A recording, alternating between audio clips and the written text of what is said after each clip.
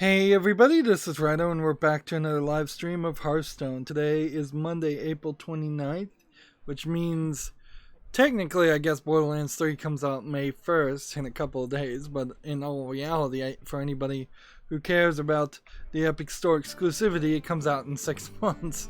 So that's a weird position to certainly be in. We have daily quests here to do today.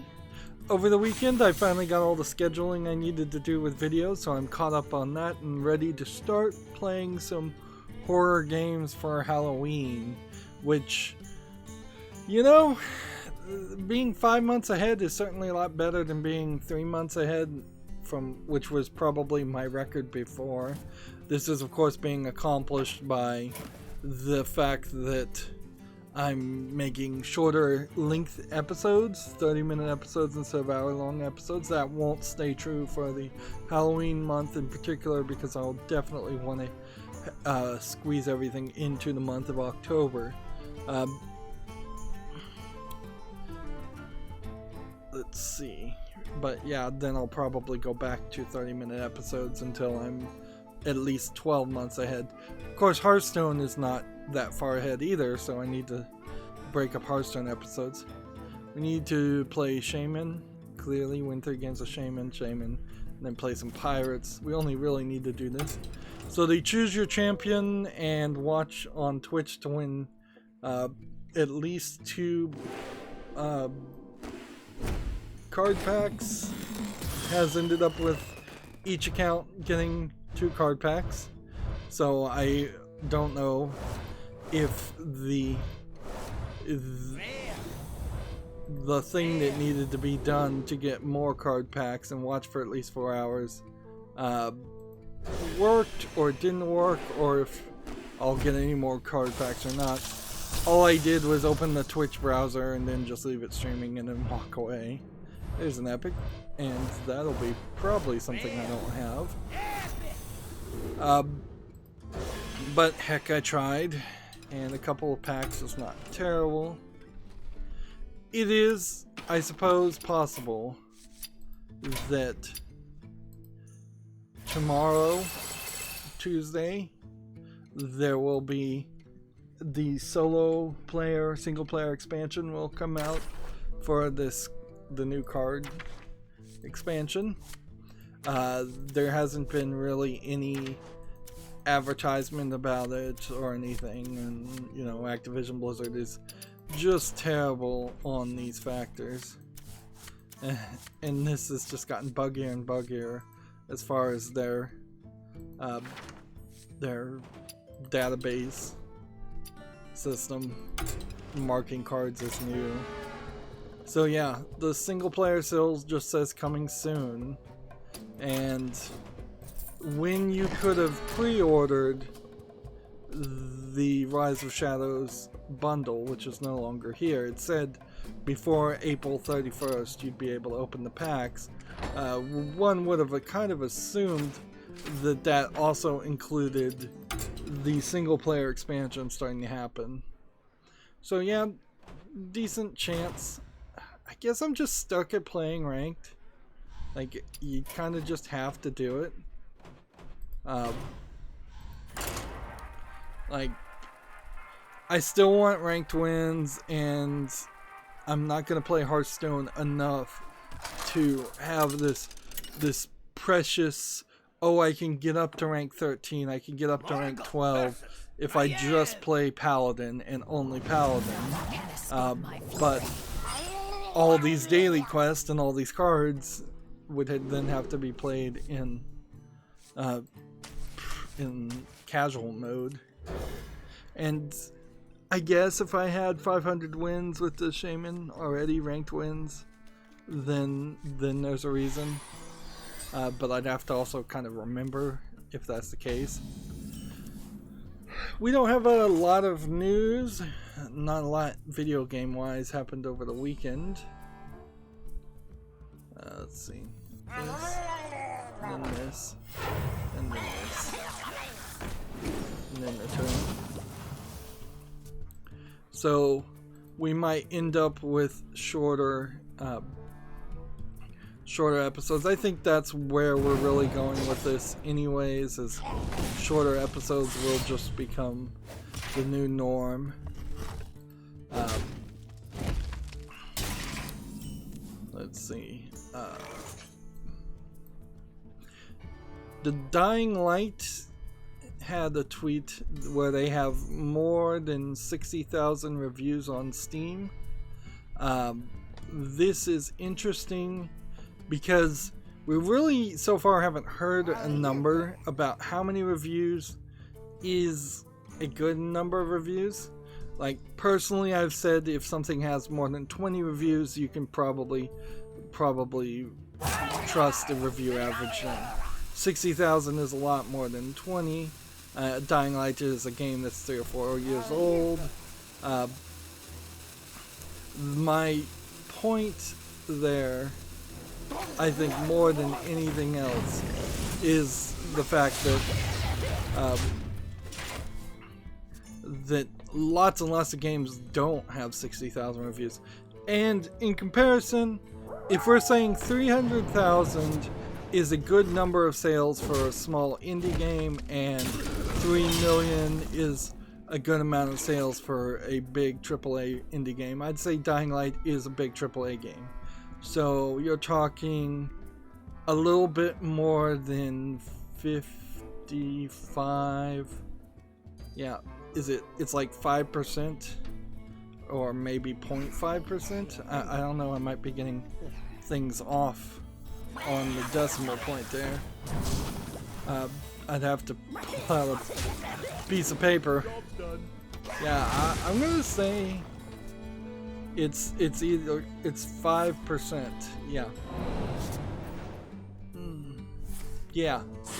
About 5% of all the people who bought your game reviewing it. Even that seems really, really high. So yeah, there's something to be said here with the idea of reviews, particularly on Steam, not being very fluent, or, well, fluent's the wrong word. Frequent would be the right word.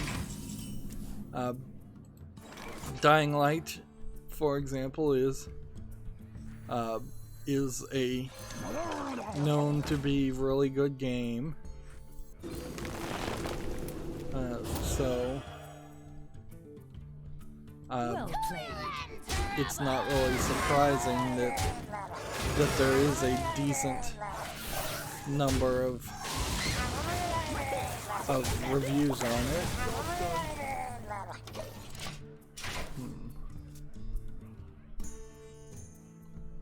Let's see.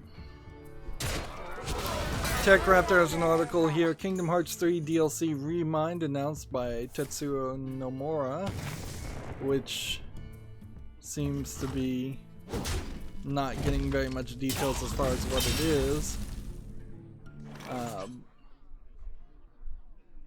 It's probably gameplay DLC, would be my assumption. The DLC will come with a new scenario as well as a new secret and limit episodes and their related boss.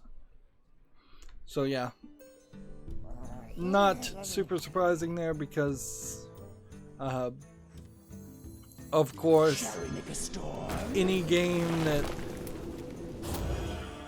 is in development is going to have some stuff that either would be left on the cutting room floor or gets put out as DLC.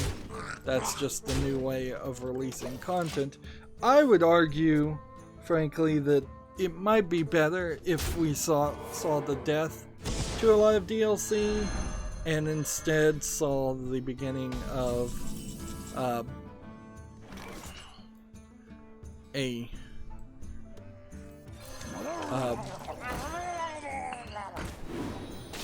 that's kind of exactly what I needed. This is just gonna give me so many Murlocs.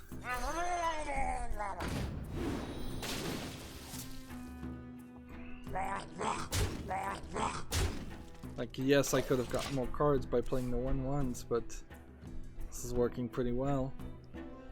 Yeah, I kind of would like to see the end of DLC and instead just see things that are left on the cutting room floor show up in the sequel. The odds that even Kingdom Hearts 3, which arguably is a series that should be ended and rethought through and then turned into like a what would I do with it? I would turn it into a remake, a compiled down and better simplified game. I think same could be done with like the Mass Effect series. If you take Mass Effect 1 through 3 and Andromeda, squish that down into a nice tight experience, that would be something that, like an abridged experience really would be nice for a lot of these older series. A remaster to take the general concepts and get rid of the fluff that doesn't matter. Halo, I think, also would be potentially something close to that idea, although perhaps Halo in particular doesn't have any appeal if you don't have all those old maps.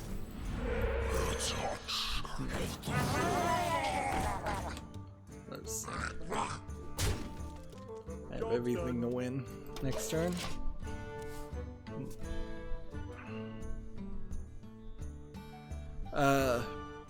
Yeah. But almost certainly there will be some new Kingdom Hearts game. I think it's pretty easy to, if you get rid of all the Final Fantasy characters, because Final Fantasy at this point is just dead, and if you got rid of all of the Sora and all of his friends' characters, and you just had a new generation, this would be kind of the equivalent of if you were going to do Ash Ketchum, take Ash Ketchum out of the Pokemon universe and instead have a new character take over. And that's sort of even what Pokemon did. They got rid of Misty and replaced her with a different female lead. I think Brock is still in the series, but I wouldn't be surprised if Brock is also not in the Pokemon series either. So it is just that one character, and almost all the Pokemon that you see, with the exception of like Pikachu and Meowth, have been replaced with newer versions of Pokemon. So yeah, in the Final Fantasy, if Final Fantasy IV or Final Fantasy the next generation, you could easily have a new generation of Keyblade holders with Mickey Mouse, and I imagine you'd keep all of those, but you would also add a bunch of characters that haven't shown up. Even Disney has already even done that. They have this whole teenage, tween-age series called The Descendants of live action movies that are supposed to be the children, the descendants of famous Disney characters. So there's a descendant of Prince Charming, there's a descendant of Ursula, there's a descendant of the Wicked Witch and such. 2 damage to a minion. I failed, but I can play cards at least. So might as well do that.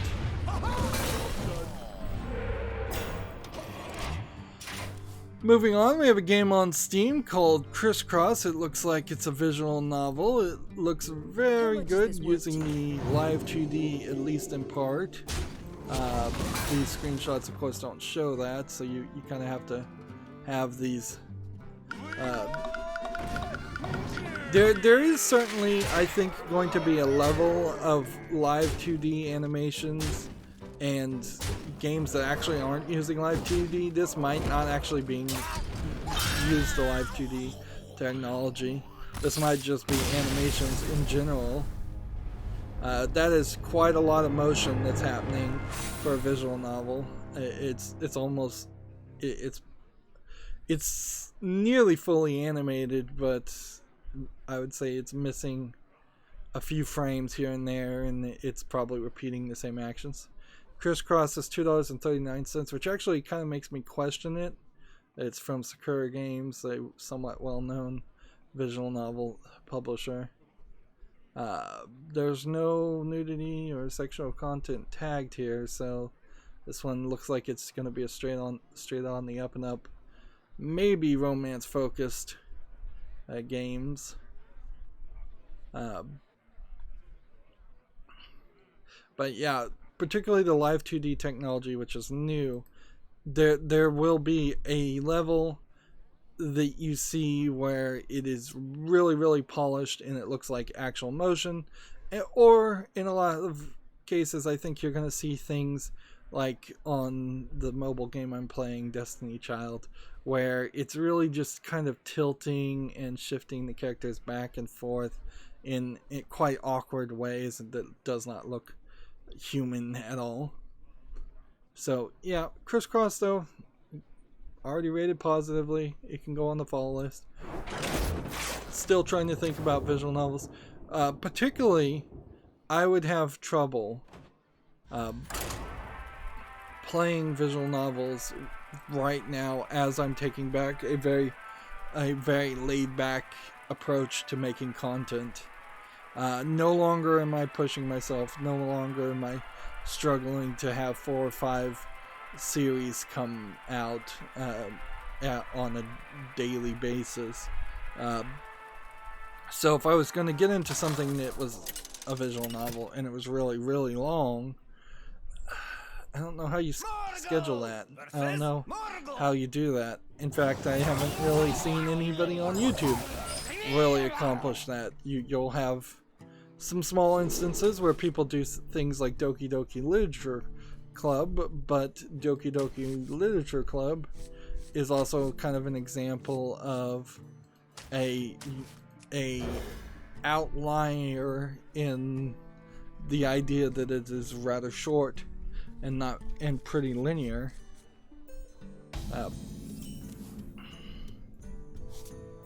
Okay, guess I might as well do this. Let's see. Tech Raptor has this article. This is one of like 2 or 3 articles that happened over the weekend that are worth mentioning. Skyrim may not be better together. Mod team's tarnished relationship with the community.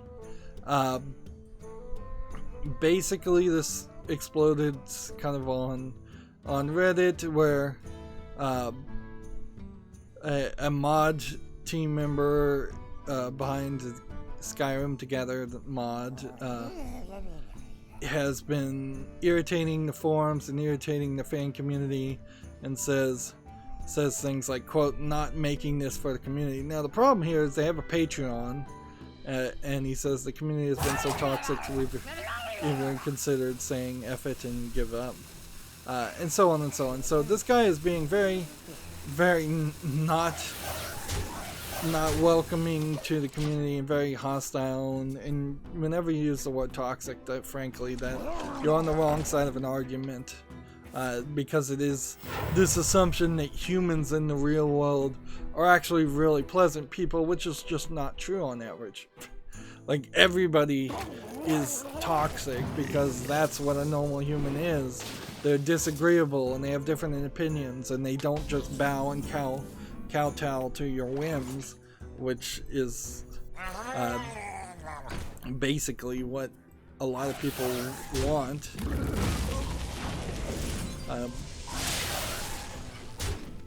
But so there's kind of a problem here, and Sid Alpha covered it pretty fairly, is that they're making, I think it was like $30,000 a month through their Patreon. No, currently over $18,000, the article says, with 17,000 patrons. And the past totals were well over 30,000. So they're making a huge amount of money making this mod, and if they don't give it to everybody, then they're going to pretty obviously be selling that mod through Patreon subscriptions.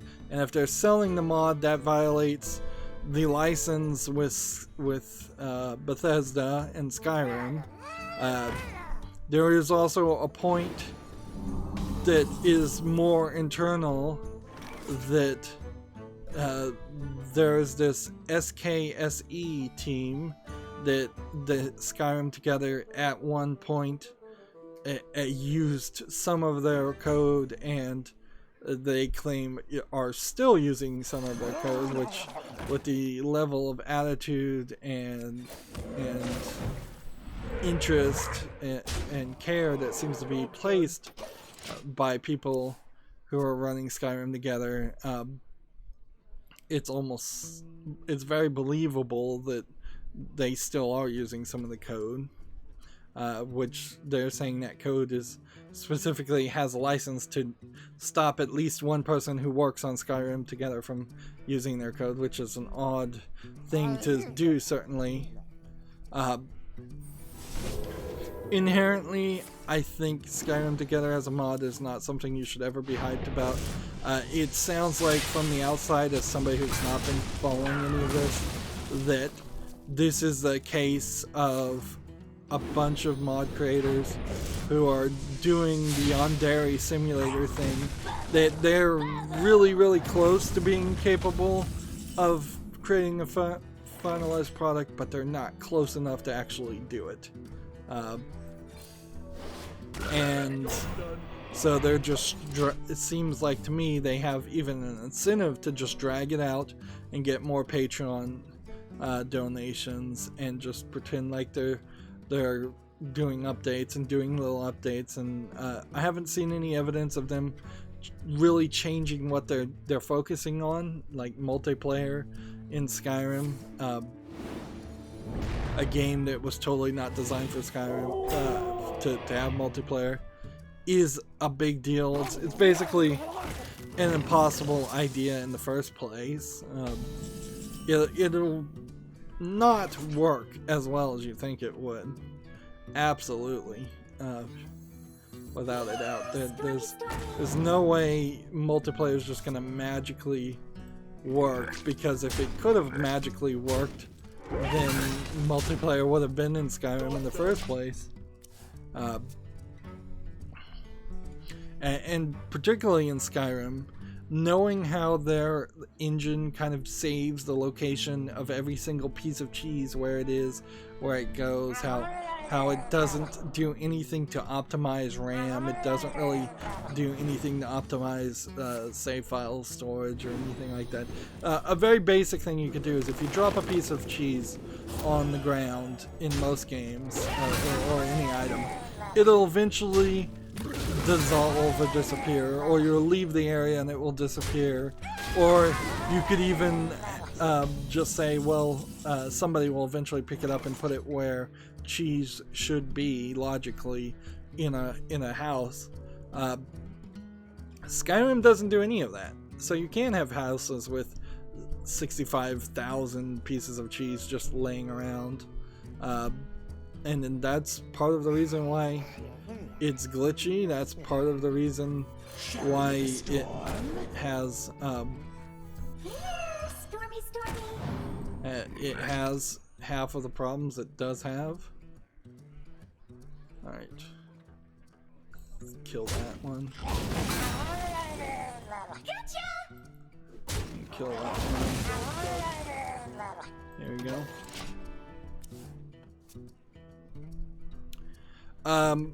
I'd say on a bigger thought, Skyrim, it's time to let Skyrim go.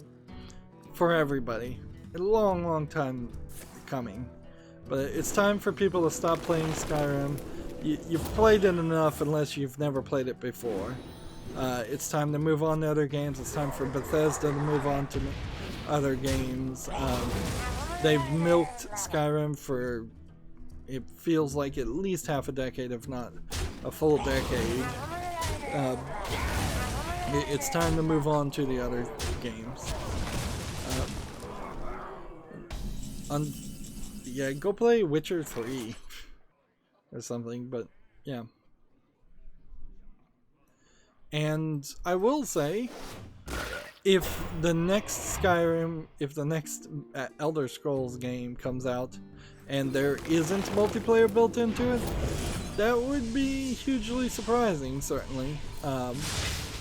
Because that is what Elder Scrolls Online is all about, and in a weird way, Skyrim Together probably will get a DMCA takedown request as soon as it actually is close to being finished,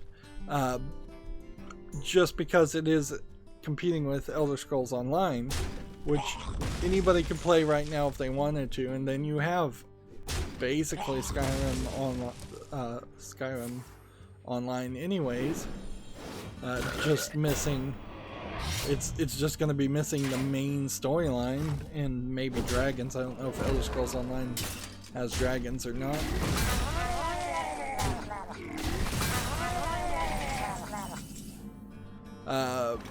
Let's see. Plus 2 attack.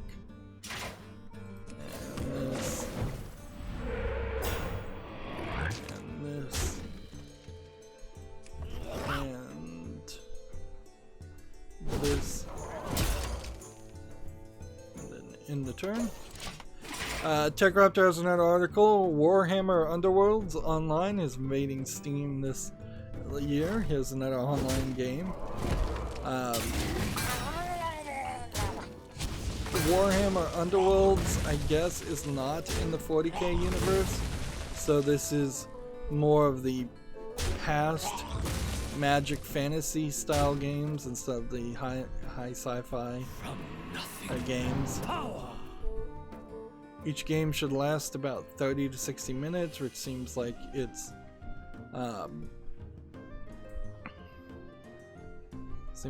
pretty long games. It's a 2-player digital tabletop game where players can choose a warband, build decks, and face off each other. Sounds like it's a deck building game. So I imagine people are more familiar with Warhammer Underworlds already, the non-digital version, and this is just a digital version of that. They'll also have a single player mode for the full version. Well, yeah, the Warhammer series is definitely another one of those series where I think about, will I ever have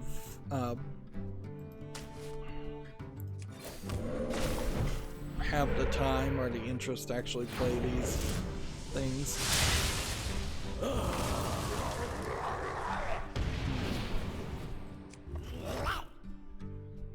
What's going on with this?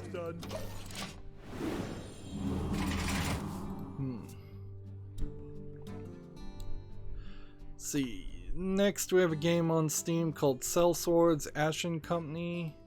This looks like this is a totally accurate battle simulator clone, although I think I'm probably just going to start calling these games battle simulators.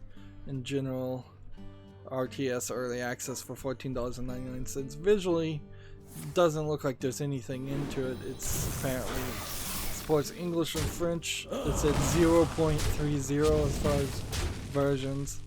I don't know how you don't call this just an asset flip game, because almost certainly everything that is being shown here is a pre-purchased asset.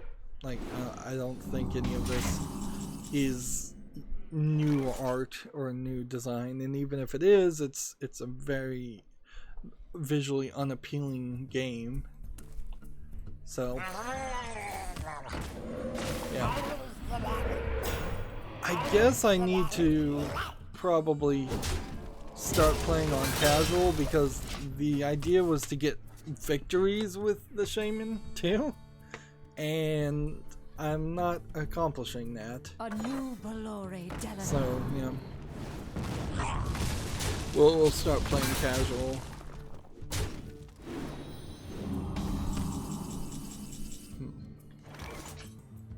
Shall we make a storm? Play all these cards and then end the turn. GameIndustry.biz has an article here. UK charts Days Gone defeats Mortal Kombat 11 to claim #1 spot.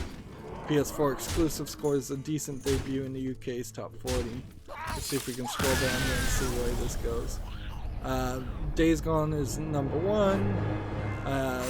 Mortal Kombat is #2. FIFA 19 is #3 in the UK. Then you have like very old games like Red Dead Redemption, The Division 2, Mario Kart 8, Secure, Shadows Die Twice, Forza, Super Mario Bros. U Deluxe, and World War Z. And from what it looks like, World War Z, I think, is a more fun game than Days Gone is. I saw a quick look from John on that, and yeah, it definitely felt to me like that was a World War Z was felt like the World War Z movie, for better or for worse, and it felt like that was a more fun thing. Let's, I guess, try Warlock. Okay, let's see if we can actually win with Warlock. And alright, so Shaman had 300 out of 500 ranked victories. This guy has 200 out of 500 ranked victories. So we'll just have to start checking that information more often. More than anything, for the week ending April 27th, it's an example of not a lot of games coming out this weekend. Currently, Mortal Kombat 11 promises some improvements, but it also kind of feels like it is approaching the end of anybody having anything to say about it. It doesn't feel like it did the things that are particularly necessary in fighting games, which is to get the audience hyped, to get the Evo crowd, the people who are top tier fighting esports people, hyped into that game and want to play that game. Instead, it is gone for a weird, like, newcomers to the fighting market approach, while also pandering to a lot of SJWs, which got them good reviews, but then people who actually bought the game and played the game don't like the game. So that's the problem there. It's microtransaction, it's weird bits of statements here, weird changes in costumes there. Each one of these certainly were talked about probably way too much, but can't be ignored because they exist. They were pushed as big selling, big sales points by the developers, whereas Mortal Kombat's advertising, every Mortal Kombat game, it should be the same. It's just like more bloody and more graphic and more gory than ever.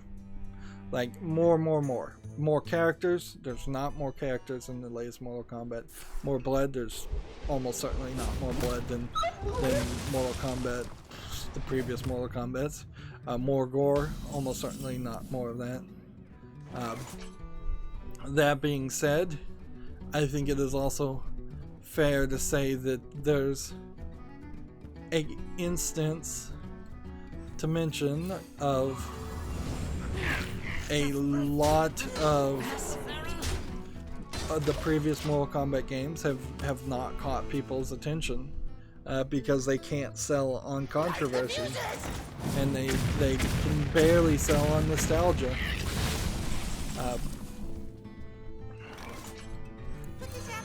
So it's just kind of a dead series until they can figure out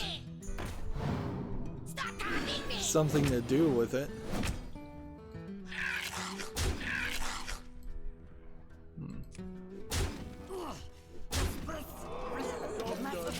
Moving on, we have a game on Steam called Stumper, which is just Beat Saber, yet again, another Beat Saber clone. It looks fine.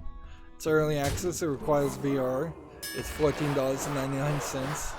I don't need a bunch of Beat Saber clones on my follow list. I doubt I would even bother to play the original Beat Saber game. 311 Imps. Stop copying me! Stop copying me!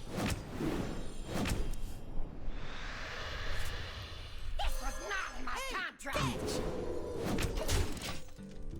So, like, next turn I could easily play this. I'm so TechRaptor has an article here. Cox Cable in the United States is testing a faster internet service for gamers.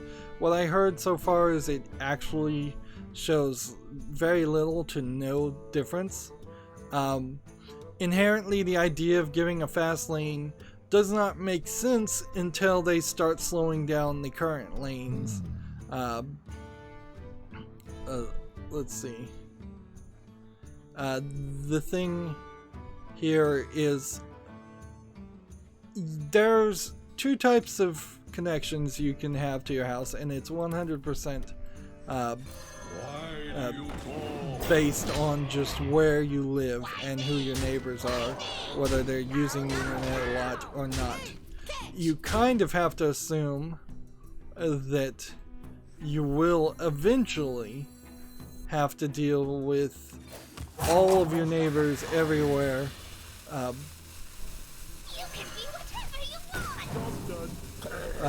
Will use more and more internet.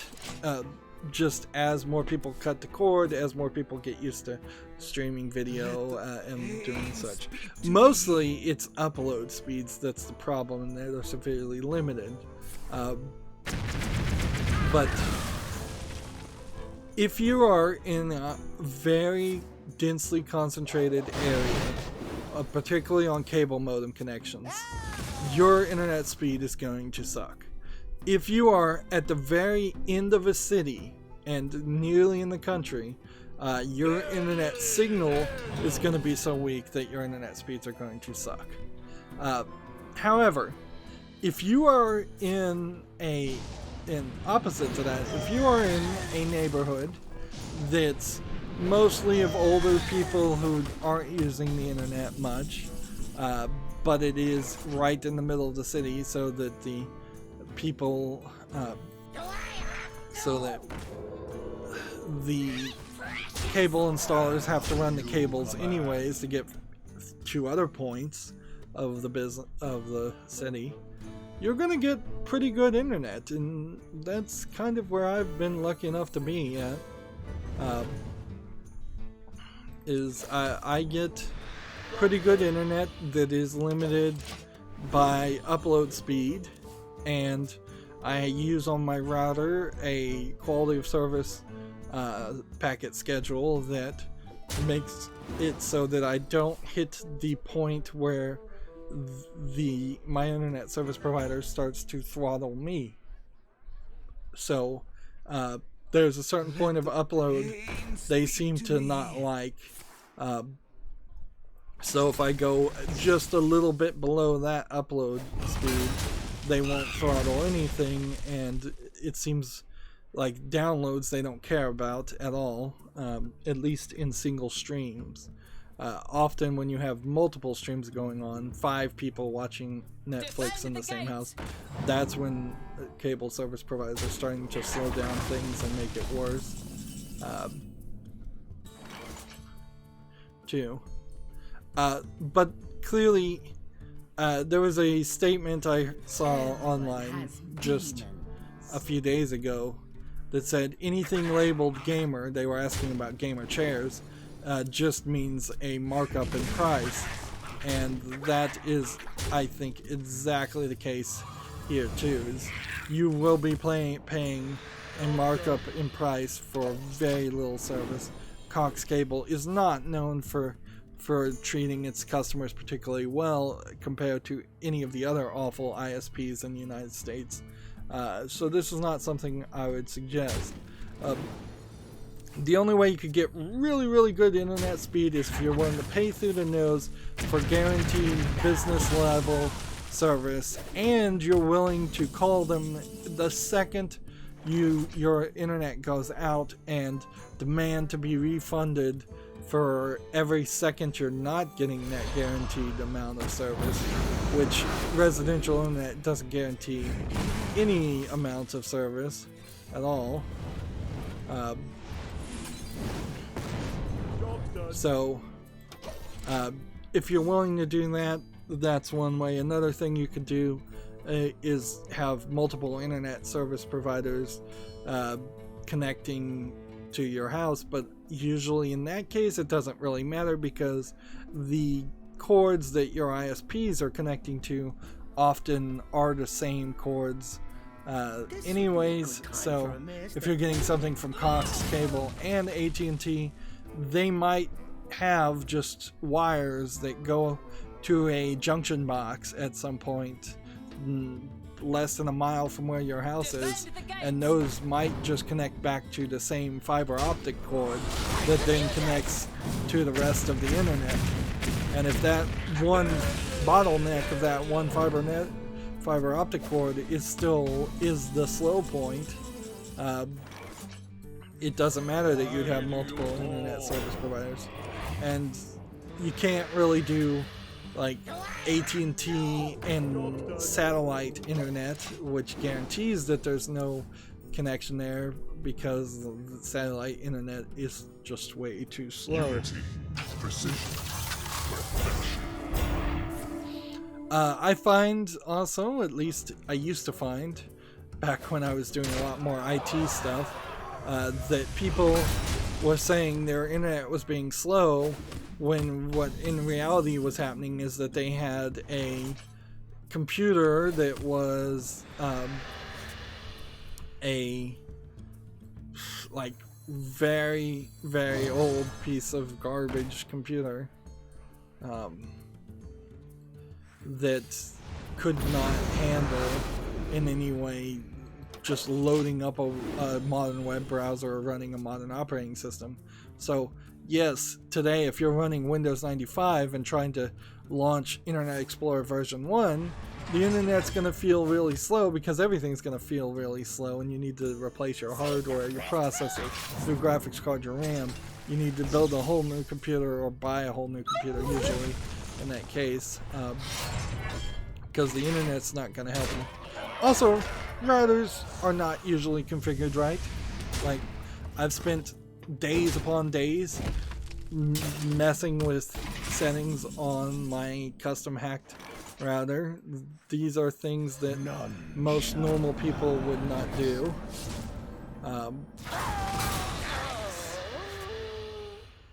So yeah, it's not really surprising that people's internet speeds are not what they're getting. Also, ISPs lie. They straight up lie. They'll say up to 100 megabytes, but you know, at your house you may be getting 20 megabytes. And yeah, I've certainly seen a lot of that too. Alright, what are we trying to do here? Trying to get Warlock or Shaman victories. That felt like I was about to win. Let's play casual and move on. Next we have a game on Steam called Bullet Harmony. This is a low effort asset flip game. Looks really, really unappealing visually. It's early access, requires VR. It's $12.74 discounted. The video claimed it was a dating game. Like, yeah, Bullet Harmony, the dating game. Yeah, BS. Lie. It's a low effort piece of garbage game is what it is. see. This next one's tag nudity, so let me just make sure none of these screenshots have nudity in them, and they don't. Yeah. Steam still awkwardly awkward about that one. I think they need to probably set some more guidelines on what screenshots can show and what can't. This was not in my contract. Let's see. I'll get rolled on it. So next we have a game on Steam called Nico Nin X-Heart 2 Love Plus. This feels like it's a lot of different names of a lot of different games. Love Plus is a game, X-Heart is a game, maybe Nico Nin is. Nico being a Japanese word for cat. You have a bunch of anime cat girls here, and then they have more of a human form too. One assumes that this is a visual novel dating simulating game. Tag nudity, but I suspect it's probably not too much in there. They say they highly recommend you playing the rest of the Nico Nin series before starting Love Plus Nin Nin. This is $4.49 discounted. I assume Nin Nin is just a sound word. What is that? Onomatopoeia? Is that? I've forgotten what sound words mean.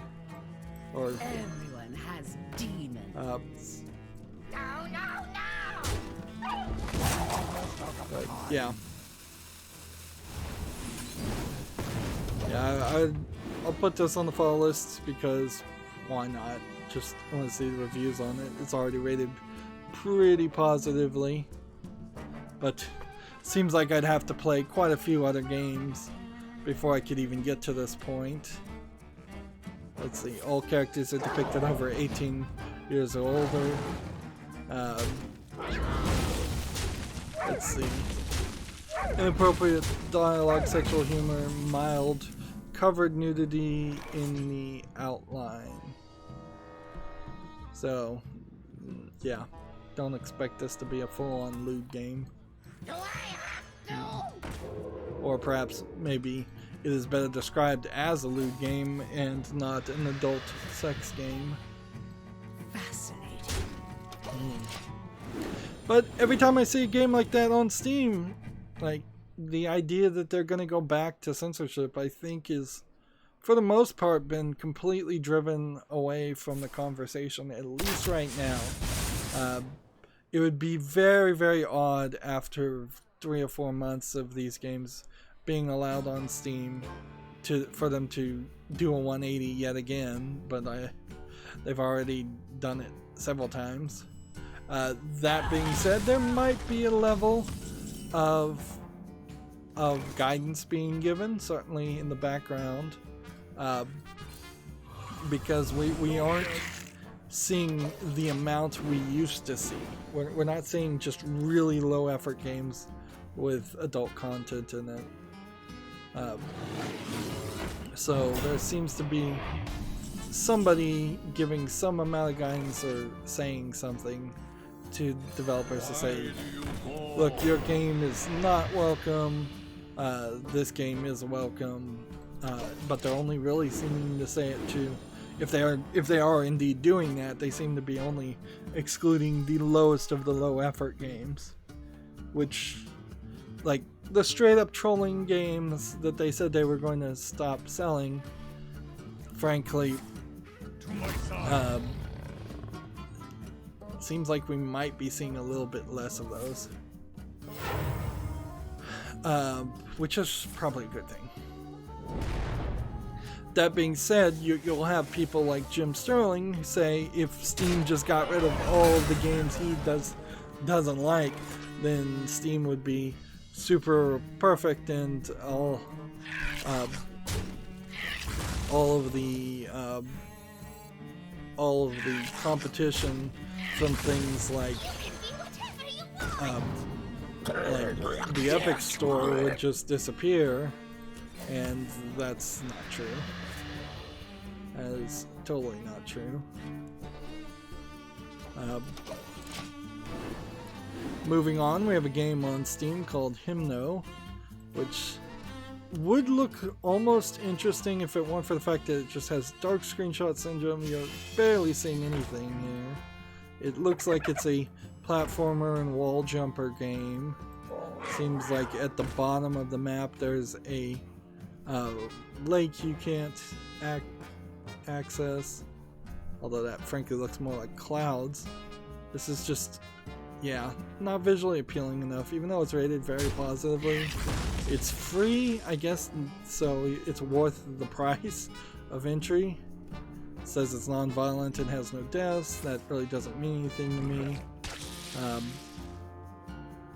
But I think you're gonna quickly find, if you were trying to play video games that were non-violent and have no death, you would have very, very few games you could play.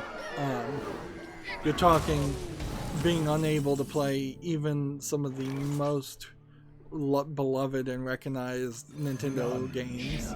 You'd be left with sports games, if you consider sports games to be non-violent, which is arguable, and you'd be left with like quiz games and things like that.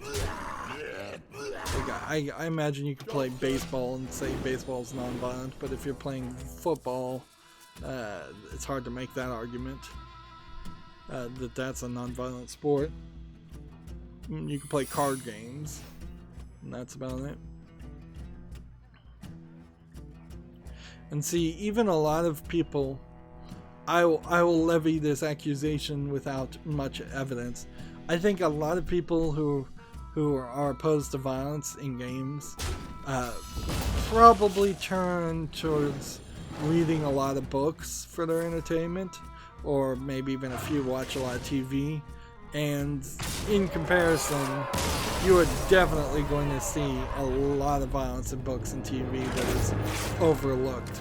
It only really becomes a problem when it is a newer media that people just have knee-jerk reactions to. I'm not getting any victories here. Should have switched over to the other shaman cards. Moving on, we have a game on Steam called Furry Shakespeare, to date or to not date a cat girl. This animation style looks a little iffy, but not terrible. This is a out there concept, playing a furry game based on Shakespeare characters. Question is this a troll game, or is this real furry game for real furries? It's $8.99. I think it deserves and it deserves a follow. There's nothing here that looks too off. Part 1? No, there's an RPG's part 1. Yeah, I think it deserves a follow. See if people actually like it or not. There's nothing about a furry game that's going to specifically turn me off, or turn me on for that point.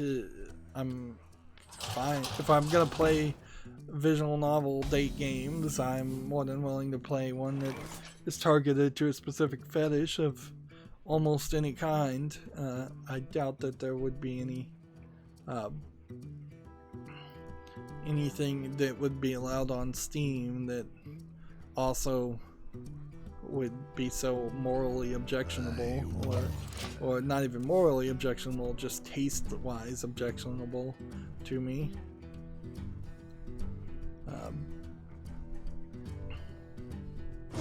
In fact, I've got a pretty good collection already of visual novels of different flavors, if I can ever get enough time to play them.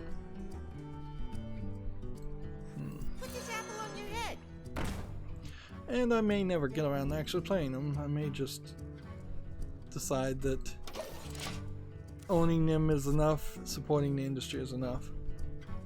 Moving on, we have a game on Steam called Trash Rage, which is a VR game where robots are going to be throwing things at you, and then you're, I think, supposed to sort the things.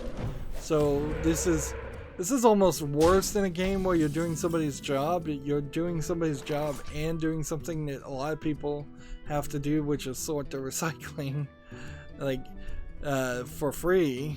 So yeah, this does not for a second look fun at all.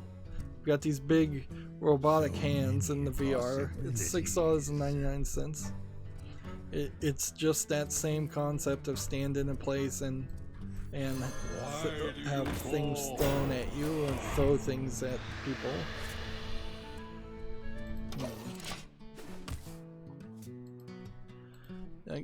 It really goes to show how VR has not innovated at all. The developers of VR content have not innovated at all. It's kind of like the difference between a 5.1 surround sound and a 7.1 surround sound. If most people don't care about that, can't tell the difference when they're listening to the surround sound, or if most movie makers are really not doing anything with those extra channels in surround sound, then there isn't much of a difference between a 5 or 7. Personally, I would recommend getting a 7.1 still, but I wouldn't recommend going any further than that.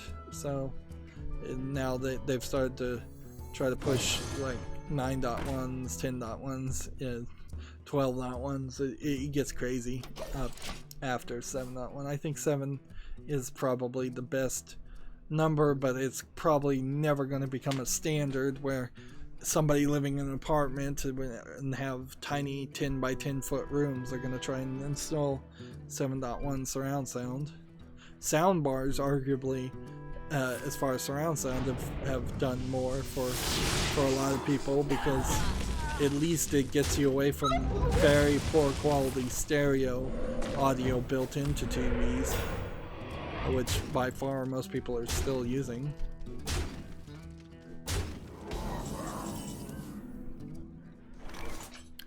Man, I just cannot win here. These decks suck. Like, I'm just not gonna win. I'm just gonna go ahead and concede. You win.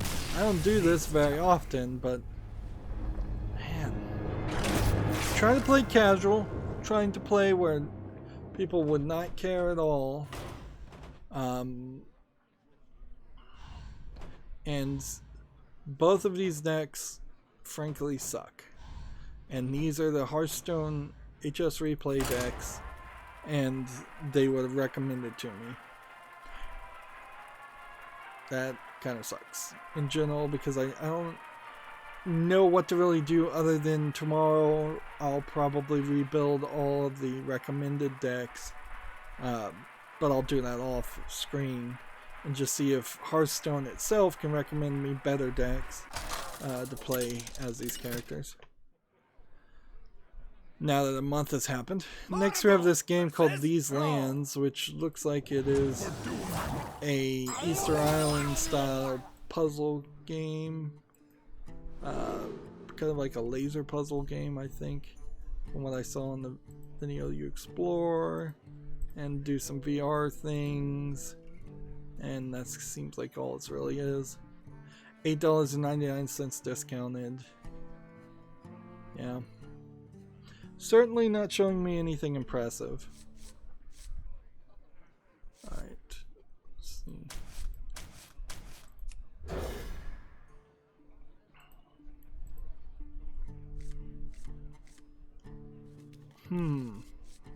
Here's an idea. Should I have a hard out?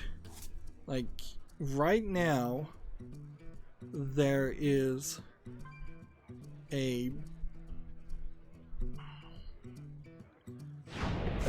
Right now there is an hour that's gone by, and if I were to just say right now, okay, that's it for for the Americas account. I'm just going to play these off screen. That starts to open the door to an idea of me playing a lot more off screen, which I generally don't want to play more off screen. I generally speaking want to try and have as much, if not everything, on screen.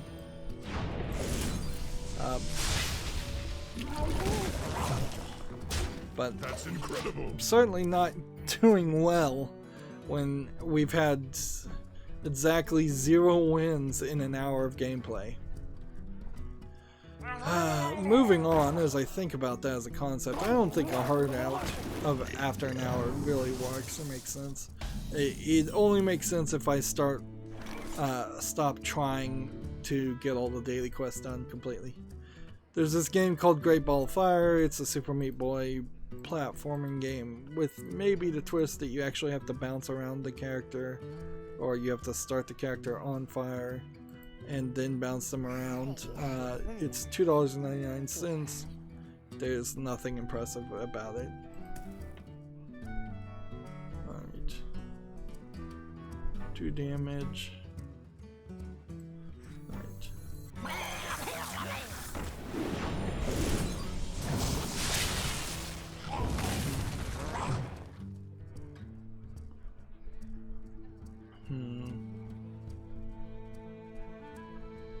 Have to take that one out.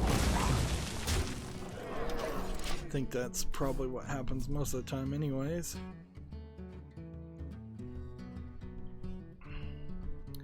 Next we have a game on Steam called Dire Crisis, which is what?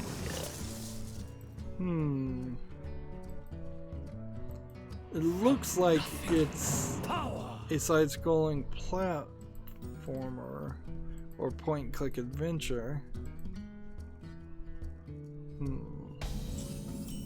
But it kind of seems like it's kind of all over the place.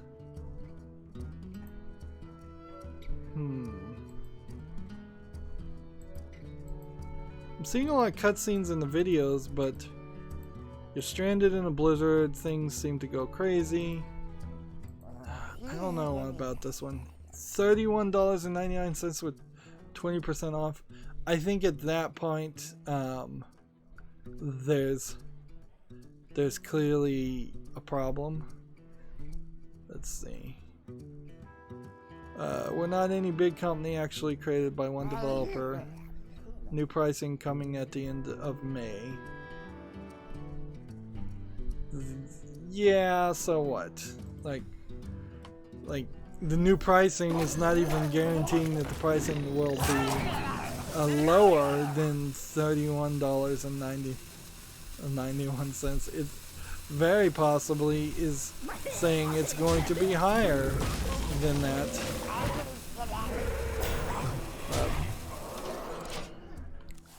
So with such a ridiculously expensive price tag on it, and the third-party end-user license agreement on a game that clearly doesn't want a response.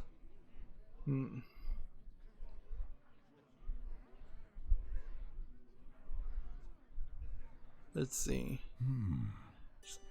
There's a negative review here. It goes on and on and on. There's a hugely long review here. That's in English. That's negative, and that's the only review. What to do? So the review says it's been in development for 5 years, since 2019. So what? One developer, assumedly in his spare time because he wasn't getting paid for it, was working on a game, and now he wants to charge people half of the price of a AAA game for something that definitely does not look like a AAA game. If it weren't for this price tag, I would put Dire Crisis, I would put it on the follow list and give it a chance. But this is just a joke at this point. It's laughable to ask that much and then say, well, new pricing is coming at the end of May, so they're going to give them themselves a full month to charge $31, and at that point they might raise the price even higher, because yeah, no guarantee there. That is ridiculous. Moving on Steam, because that's obviously not making it. We have this game called Moonlight Thief that looks like it might have been a Vita or a Game Boy game. I assume from Japan. It seems like, it says it's an RPG, but I would say it seems like it's more of a hide and go seek stealth kind of game. Yeah. This looks interesting enough to keep an eye on it. Doesn't look interesting enough that I could immediately say it's gonna be good. It is a much more reasonable price at $6.29 discounted. So I'll put this on the follow list. I wouldn't be surprised though if so few people actually play it. It's from a publisher who published one other game called, I think it's WICCE? YC? Let's see. Yeah. Published this game YC before. That's rated very positively. As a female protagonist game. Let's see. Just go ahead and end that. So I'll put both of these games on the follow list. There's also this. They also made this game Documentary, which I think is actually already on my follow list because I was trying to keep an idea of whether it was worth playing or not. I don't think this one actually is worth playing though, but it does have a lot of weirdness to it. So this is kind of the case of a developer trying things, trying to make games that are good, maybe not having the full capability to actually achieve that, but better to see people trying than to see people fail miserably. Next, we have a game on Steam here called Time Break, which seems like you have a watch you can press that will freeze and rewind time. We're seeing a lot of video instances of that, of time happening and rewinding. It, to me, seems like you're probably going to be in very small areas, and these would be puzzles. Basically, you're going to have to run from one point to the next point and then rewind things. Arguably, though, I would say this is probably just an asset flip game, being with a concept around it. It's free to play, and because the price is right, it's rated mostly positive. I think that's where they figured out how to do it the right way. Is by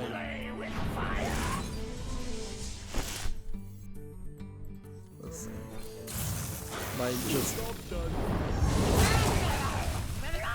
oh, darn it, I did not see him on the field. Yes, so I would say if Time Break looks interesting to you, it doesn't require VR, it seems, or even support VR. So it's out there to try. I don't think it needs to be on the follow list because it's free. I don't think you'd spend more than a few minutes in the game, 5-10 minutes, and then you'd be bored with it. Next, we have a game on Steam here called Infinitely Up 3, which is just odd Tetris puzzle piece stacking physics game. We've seen a lot of these, 59 cents discounted. Pretty much, if anything, 59 cents at the discount tells you it's not worth your time.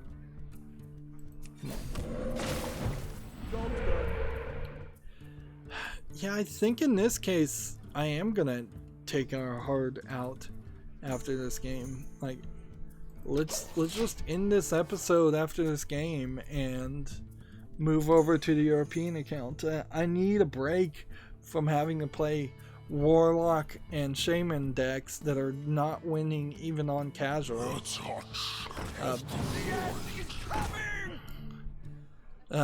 Next we have a game on Steam called Idle Cooking Emperor, which looks like it's an uninteresting strategy game.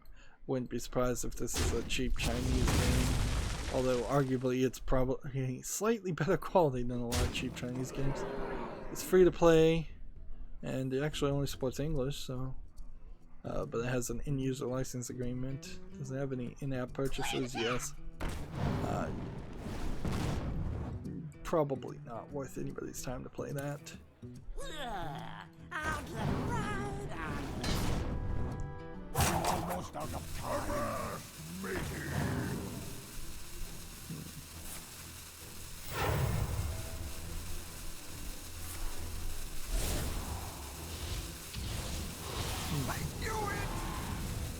And see, I may have a lot more games to talk about. Let's just concede again. Let's just try to save some time here. So, we may just have to jump back at the end of another recording to this, but America's account is not treating me well today. It just isn't. 2 more victories. More than likely off screen what I'll do is just start games and not play and hope people get frustrated and concede them. I could certainly play 6 pirates for 50 gold, but honestly I'd like to re-roll that. It's pretty obvious we're only going to make it up to rank 13 this month, and I think we're going to end at rank 14, and we'll see how far that knocks us down for next month. Anyways, that's where I'm going to break up this recording, because I'm trying to break it up between each account. As always, I ask you to like, share, subscribe, comment, and watch every second of my videos. If you want a friend or follow me on any social media sites, there's a whole bunch of links down below. And if you want to support me even further, there's a link to Patreon, or you can friend me on Steam and gift me a game off my wish list. Thank you for watching. Have a good evening.